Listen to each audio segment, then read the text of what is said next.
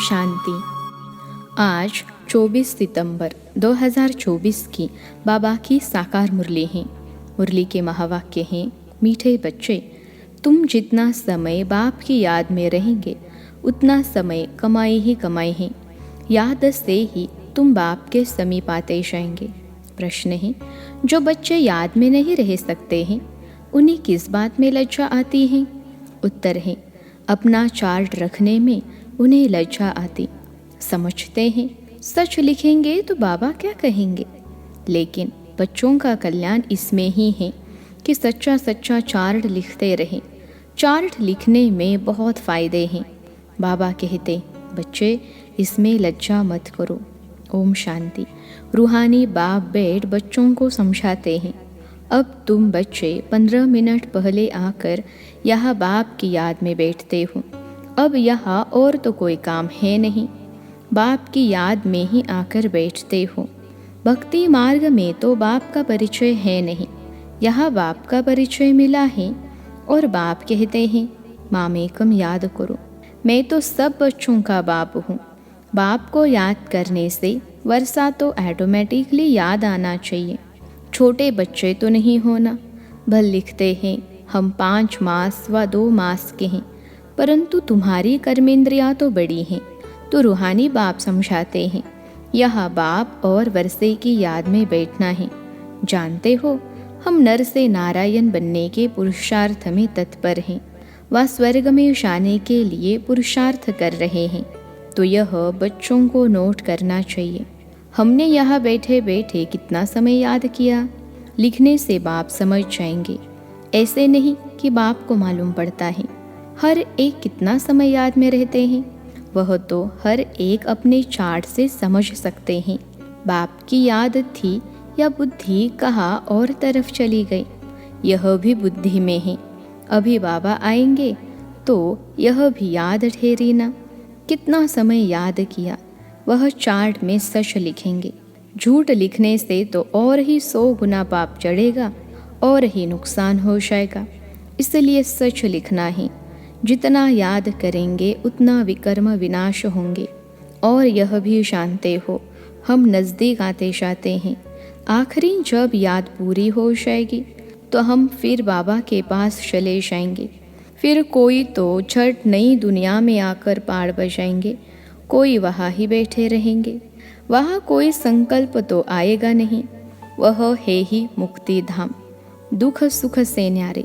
सुख धाम में जाने के लिए अब तुम पुरुषार्थ करते हो। जितना तुम याद करेंगे उतना विकर्म विनाश होंगे। याद का चार्ट रखने से ज्ञान की धारणा भी अच्छी होगी। चार्ट रखने में तो फायदा ही है। बाबा जानते हैं याद में न रहने कारण लिखने में लज्जा आती है। बाबा क्या कहेंगे मुरली में सुना देंगे। बाप कहते हैं, इसमें लज्जा की क्या बात है। दिल अंदर हर एक समझ सकते हैं। हम याद करते हैं व नहीं। कल्याणकारी बाप तो समझाते हैं, नोट करेंगे तो कल्याण होगा। जब तक बाबा आए उतना समय जो बैठे उसमें याद का चार्ट कितना रहा, फ़र्क देखना चाहिए। प्यारी चीज़ को तो बहुत याद किया जाता है। कुमार कुमारी की सगाई होती है तो दिल में 1-2 की याद ठहर जाती हैं। फिर शादी होने से पक्की हो जाती हैं।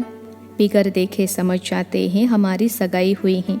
अभी तुम बच्चे जानते हो कि शिव बाबा हमारा बेहद का बाप है। भल देखा नहीं है परंतु बुद्धि से समझ सकते हो। वह बाप अगर नाम रूप से न्यारा है तो फिर पूजा किसकी करते हो, याद क्यों करते हो। नाम रूप से न्यारी बेअंत तो कोई चीज़ होती नहीं। ज़रूर चीज़ को देखा जाता है तब वर्णन होता है। आकाश को भी देखते हैं ना, बेअंत कह नहीं सकते। भक्ति मार्ग में भगवान को याद करते हैं। हे भगवान तो बेअंत थोड़े ही कहेंगे। हे भगवान कहने से तो झट उनकी याद आती है। तो ज़रूर कोई चीज़ है। आत्मा को भी जाना जाता है, देखा नहीं जाता। सब आत्माओं का एक ही बाप होता है, उनको भी जाना जाता है। तुम बच्चे जानते हो, बाप आकर पढ़ाते भी हैं। आगे यह मालूम नहीं था कि पढ़ाते भी हैं। श्री कृष्ण का नाम डाल दिया है। श्री कृष्ण तो इन आँखों से देखने में आता है, उनके लिए तो बेअंत नाम रूप से न्यारा कह न सके। श्री कृष्ण तो कभी कहेंगे नहीं माँ में कम याद करो, वह तो सम्मुख है, उनको बाबा भी नहीं कहेंगे।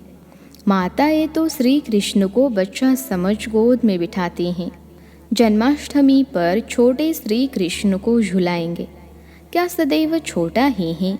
फिर रास विलास भी करते हैं, तो ज़रूर थोड़ा बड़ा हुआ, फिर उनसे बड़ा हुआ, वह क्या हुआ, कहाँ गया, किसको भी पता नहीं। सदैव छोटा शरीर तो नहीं होगा ना। कुछ भी ख्याल नहीं करते हैं। यह पूजा आदि की रस्म चली आती हैं। ज्ञान तो कोई में है नहीं, दिखाते हैं। श्री कृष्ण ने कंसपुरी में जन्म लिया, अब कंसपुरी की तो बात ही नहीं, कोई का भी विचार नहीं चलता। भक्त लोग तो कहेंगे श्री कृष्ण हज़ीरा हजूर हैं, फिर उनको स्नान भी कराते हैं, खिलाते भी हैं। अब वह खाता तो नहीं, रखते हैं मूर्ति के सामने और खुद खा लेते हैं। यह भी भक्ति मार्ग हुआ ना। श्रीनाथ जी पर इतना भोग लगाते हैं, वह तो खाता नहीं, खुद खा जाते हैं। देवियों की पूजा में भी ऐसे ही करते हैं, खुद ही देवियाँ बनाते हैं, उनकी पूजा आदि कर फिर डुबो देते हैं। जीवरात आदि उतार कर डुबोते हैं, फिर वहाँ तो बहुत रहते हैं। जिसको जो हाथ में आया वह उठा लेते हैं। देवियों की ही शास्त्रीय पूजा होती हैं। लक्ष्मी और दुर्गा दोनों की मूर्तियाँ बनाते हैं। बड़ी मम्मा भी यहाँ बैठी है ना, जिसको ब्रह्मपुत्रा भी कहते हैं। समझेंगे ना कि इस जन्म और भविष्य के रूप की पूजा कर रहे हैं। कितना वंडरफुल ड्रामा है। ऐसी ऐसी बातें शास्त्रों में आ न सकें। यह है प्रैक्टिकल एक्टिविटी। तुम बच्चों को अब ज्ञान है, समझते हो। सबसे शास्त्रीय चित्र बनाए हैं आत्माओं के। जब रुद्र यज्ञ रचते हैं तो लाखों सालिग्राम बनाते हैं। देवियों के कब लाखों चित्र नहीं बनाएंगे। वह तो जितने पुजारी होंगे उतनी देवियाँ बनाते होंगे। वह तो एक ही टाइम पर लाख सालिग्राम बनाते हैं। उनका कोई फिक्स दिन नहीं होता है, कोई मुहूर्त आदि नहीं होता है। जैसे देवियों की पूजा फिक्स टाइम पर होती हैं। सेठ लोगों को तो जब ख्याल आएगा कि रुद्र या सालिग्राम रचे तो ब्राह्मण बुलाएंगे। रुद्र कहा जाता है एक बाप को, फिर उनके साथ ढेर सालिग्राम बनाते हैं। वो सेठ लोग कहते हैं इतने सालिग्राम बनाओ। उनकी तिथि तारीख कोई मुकर्रर नहीं होती। ऐसे भी नहीं कि शिव जयंती पर ही रुद्र पूजा करते हैं, नहीं, अक्सर करके शुभ दिन बृहस्पति को ही रखते हैं। दीपमाला पर लक्ष्मी का चित्र थाली में रख कर उनकी पूजा करते हैं, फिर रख देते हैं। वह ही महालक्ष्मी युगल है ना। मनुष्य इन बातों को जानते नहीं। लक्ष्मी को पैसे कहाँ से मिलेंगे, युगल तो चाहिए ना। तो यह यानी लक्ष्मी नारायण युगल हैं। नाम फिर महालक्ष्मी रख देते हैं। देवियाँ कब हुई, महालक्ष्मी कब होकर गई, यह सब बातें मनुष्य नहीं जानते हैं। तुमको अब बाप बैठ समझाते हैं। तुम्हारे में भी सबको एक रस धारणा नहीं होती है। बाबा इतना सब समझा कर फिर भी कहते शु बाबा याद है, वर्षा याद है। मूल बात है यह, भक्ति मार्ग में कितना पैसा वेस्ट करते हैं। यहाँ तुम्हारी पाई भी वेस्ट नहीं होती है। तुम सर्विस करते हो सॉल्वेंट बनने के लिए, भक्ति मार्ग में तो बहुत पैसा खर्च करते हैं, इनसॉल्वेंट बन पड़ते हैं, सब मिट्टी में मिल जाता है। कितना फर्क है। इस समय जो कुछ करते हैं वह ईश्वरीय सर्विस में शिव बाबा को देते हैं। शिव बाबा तो खाते नहीं हैं, खाते तुम हो। तुम ब्राह्मण बीच में ट्रस्टी हो, ब्रह्मा को नहीं देते हो, तुम शिव बाबा को देते हो। कहते हैं बाबा आपके लिए धोती कमीज लाई है। बाबा कहते हैं इनको देने से तुम्हारा कुछ भी जमा नहीं होगा। जमा वह होता है जो तुम शिव बाबा को याद कर इनको देते हो। फिर यह तो समझते हो ब्राह्मण शिव बाबा के खजाने से ही पलते हैं। बाबा से पूछने की दरकार नहीं है कि क्या भेजो, यह तो लेंगे नहीं। तुम्हारा जमा ही नहीं होगा। अगर ब्रह्मा को याद किया तो ब्रह्मा को तो लेना है शिव बाबा के खजाने से, तो शिव बाबा ही याद पड़ेगा। तुम्हारी चीज़ क्यों लेवे? बीके को देना भी रॉन्ग है। बाबा ने समझाया है, तुम कोई से भी चीज़ लेकर पहनेंगे तो उनकी याद आती रहेगी। कोई हल्की चीज़ है तो उनकी बात नहीं, अच्छी चीज़ तो और ही याद दिलाएंगे। फलाने ने यह दिया है, उनका कुछ जमा तो होता नहीं, तो घाटा पड़ाना। शिव बाबा कहते हैं, माँ में कम याद करो, मुझे कपड़े आदि की दरकार नहीं। माँ में कम याद करो, मुझे कपड़े आदि की दरकार नहीं। कपड़े आदि बच्चों को चाहिए, वह शिव बाबा के खजाने से पहनेंगे। मुझे तो अपना शरीर है नहीं, यह तो शिव बाबा के खजाने से लेने के हकदार हैं। राजय के भी हकदार हैं। बाप के घर में ही बच्चे खाते पीते हैं ना। तुम भी सर्विस करते कमाई करते रहते हो। जितनी सर्विस बहुत, उतनी बहुत कमाई होगी। खाएंगे पिएंगे शिव बाबा के भंडारे से, उनको नहीं देंगे तो जमा ही नहीं होगा। शिव बाबा को ही देना होता है। बाबा आपसे भविष्य 21 जन्मों के लिए पद्मा पदमपति बनेंगे। पैसे तो खत्म हो जाएंगे, इसलिए समर्थ को हम दे देते हैं। बाप समर्थ है ना, 21 जन्मों के लिए वह देते हैं। इनडायरेक्ट भी ईश्वर अर्थ देते हैं ना। इनडायरेक्ट में इतना समर्थ नहीं है, अभी तो बहुत समर्थ हैं, क्योंकि सम्मुख है। वर्ल्ड ऑलमाइटी अथॉरिटी इस समय के लिए है। ईश्वर अर्थ कुछ दान पुण्य करते हैं तो अल्पकाल के लिए कुछ मिल जाता है। यहाँ तो बाप तुमको समझाते हैं, मैं सम्मुख हूँ, मैं ही देने वाला हूँ। इसने भी शिव बाबा को सब कुछ देकर सारे विश्व की बादशाही ले ली ना। यह भी जानते हो, इस व्यक्त का ही अव्यक्त रूप में साक्षात्कार होता है।